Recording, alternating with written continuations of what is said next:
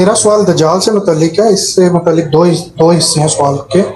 एक तो ये आपने फरमाया था कि दज्जाल से मुतल्लिक जो रवायात हैं उनको रोया के तनाजुर में देखा जाए तो ठीक बात समझ आती है, लेकिन इसमें एक सही मुस्लिम की एक रवायत है जो सही मुस्लिम में नकल हुई है, जिसमें नबी सल्लल्लाहु अलैहि वसल्लम ने एक सहाबी तमीम दारी का वाक़या बयान किया जिसमें वो एक जजीरे में दज्जाल से उन्होंने मुलाकात की थी, जिससे बज़ाहिर ऐसे लगता है कि वो कोई एक जिस्मानी वजूद है जो कि अभी भी मौजूद है और पहले भी मौजूद था। एक तो उसका ज़रा समझा दें, उसको कैसे समझें। और दूसरा ये जो रवायात हैं जिसमें कहा गया है कि सूरह कहफ की पहली 10 और आखिरी 10 आयात पढ़ें तो दज्जाल से बचाव होगा, और इस तरह की बाकी रवायात हैं उनको कैसे समझा जाए, और उसका सूरह कहफ का उनसे क्या ताल्लुक है दज्जाल से। शुक्रिया। सूरह कहफ की आखिरी 10 आयात का बाद रवायतों में जिक्र आया है, बाद में पहली 10 आयात भी हैं, लेकिन वो साफ मालूम हो जाता है कि रावी हजरात की गलती है, आखिरी 10 आयात ही हैं। तो आखिरी 10 आयात को अगर आप निकाल लें तो वो अल्लाह ताला की स्कीम को बयान कर देती हैं इस दुनिया में। तो जब आदमी के अंदर दीन का सही शऊर पैदा हो जाए और वो दीन को फिलवाक़े समझ ले तो इस तरह के फितने उस पर असरअंदाज नहीं होते। यानी वो कोई मंतर नहीं है कि आपने आखिरी 10 आयतें पढ़ ली तो बस दज्जाल से निजात हो गई।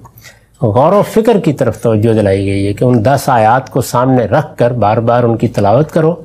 ये हम भी बाज़ औक़ात कुरान के किसी ख़ास हिस्से के बारे में कहते हैं, जैसे किसी आदमी को कहा जाए वैसे तो पूरा कुरान तौहीद को बयान करता है कि सूरह इखलास पर खूब अच्छी तरह गौर कर लो, या इसी तरह पूरा कुरान निजात के शराइत बयान करता है, या जिन चीज़ों पर निजात की ज़मानत दी गई उन्हें बयान करता है, लेकिन सूरह असर बहुत मोजिज़ तरीके से उसे बयान कर देती है। तो इसी तरह वो सूरह कहफ की आखिरी आयात अल्लाह ताला का दीन क्या है, उससे मुतल्लिक़ हमारा रवैया क्या होना चाहिए, हमारे अंदर उससे मुतल्लिक़ किन चीज़ों को नशोनुमा देने की ज़रूरत है, उसे बयान करती हैं।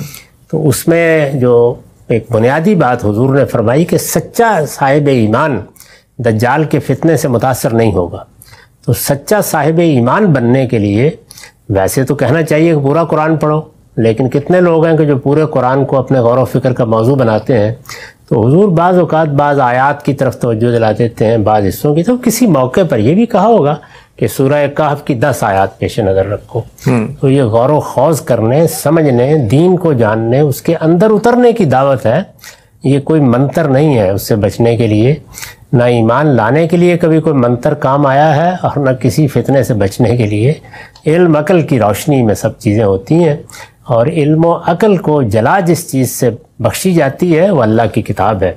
और अल्लाह की किताब वैसे तो सारी ही हमारी हिदायत और रहनुमाई है, लेकिन बाज़ मौक़ों पर उलमा भी और उससे पहले अल्लाह का पैगम्बर भी बाज़ मकामात की तरफ इशारा कर देते हैं।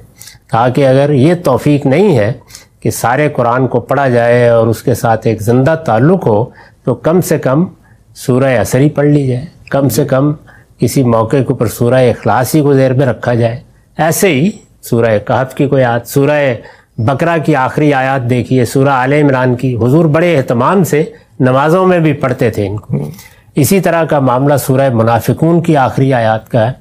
तो बाज़ मकामात हैं कुरान मजीद के जिनसे दीन का किसी न किसी मामले में बड़ा गैर मामूली शऊर पैदा होता है, ज़िंदा हो जाता है इंसान।